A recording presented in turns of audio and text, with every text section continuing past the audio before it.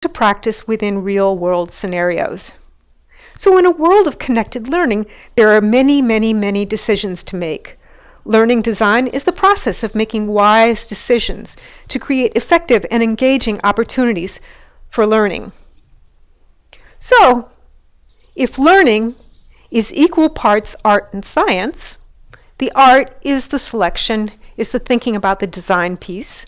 The science is understanding how people learn, and the tremendous amount of research that has recently come out that is revolutionizing what we understand about what's happening in the brain when people are learning.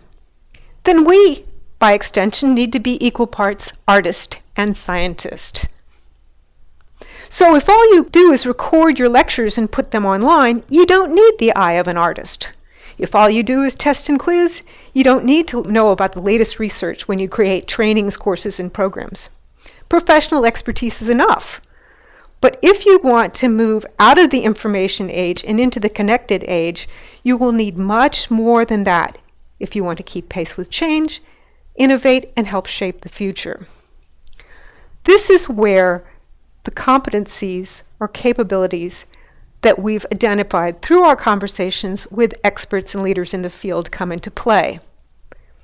In addition to having professional expertise, they told us that the people they hire need to be systems thinkers, communicators, creative problem solvers, and to be culturally responsive in creating materials that operate within a globally connected society.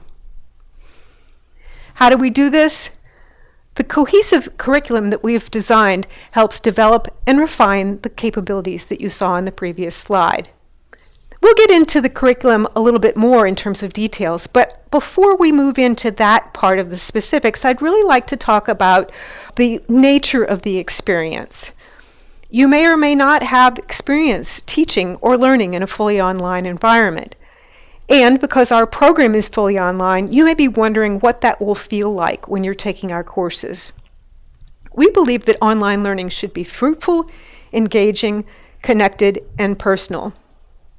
So as Angelica, a graduate of the master's program, says, our program is designed to help you dream big, then to provide you with the tools and support you need to achieve your professional dreams.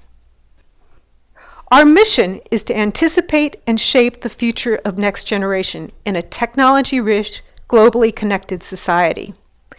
This is a dynamic mission. We're invested in helping all types of learners, young and old, in all types of settings, corporate, school-based, and self-paced. And we also invested in helping you reach out to connect with the resources, ideas, and other learners and experts. Because if we reach out and we model the best practice with you, you'll be in a better position to create dynamic and engaging learning experiences for the learners with whom you work. So let's take a look at this curriculum. This visual serves as a metaphor for the program. The blue circles are clouds of the content, concepts, skills, and theory, the formal curriculum. The triangles I like to think are the forest through which you'll journey, the professional work in which you'll put your learning into practice. At the bedrock underlying all of this is the ePortfolio.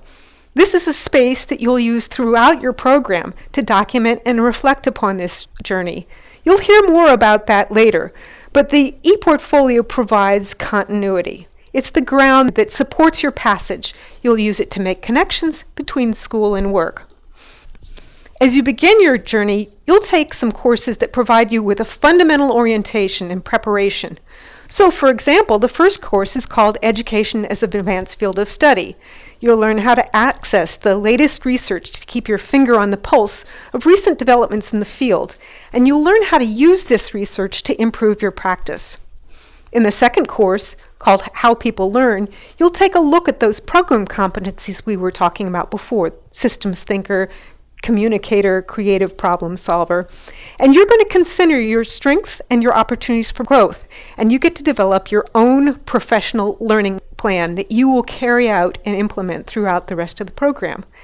This self-assessment shines a light, helping you focus on the areas that will yield the most benefit for you in your professional situation.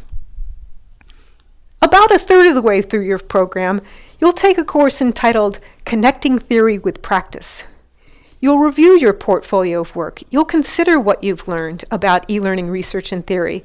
You'll work with your faculty and an employer to develop an experiential learning plan for a significant piece of work to complete as your biggest accomplishment in the program.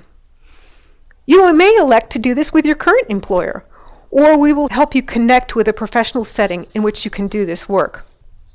For the last 2/3 of the program, you'll continue to take courses, but you'll also carry out your experiential work independently within the workplace for the duration of the program in parallel with your other courses.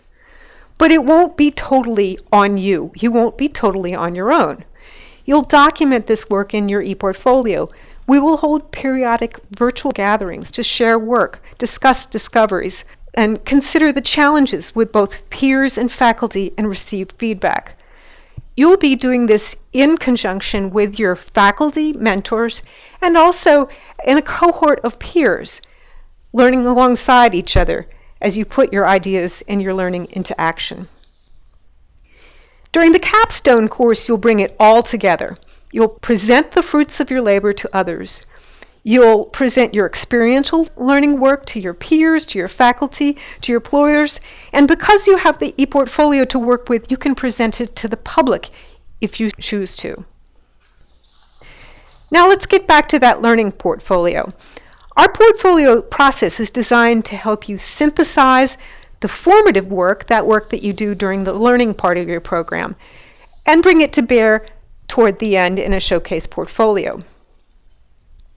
With the guidance of faculty and peer employer feedback, this portfolio process helps you transform your work into a professional online presence. It showcases your capabilities and increases your opportunities for professional employment or professional advancement. So I like to think at Northeastern we have our head in the clouds and our feet on the ground. This allows us to be able to do real things while we also anticipate the future and demonstrate our capacity to be leaders in next generation learning. We think our program is visionary and innovative, a new approach for a new era of e-learning, but others do too. The presentation of our curriculum received the prestigious Best in Track Award for Learning Effectiveness from the Sloan C International Conference on Online Learning. So that's an overview of the curriculum in general, but what about the day-to-day work that you'll be doing? Let's take a look at some of the defining features of the coursework. We mentioned earlier that authentic work is a hallmark of learning in a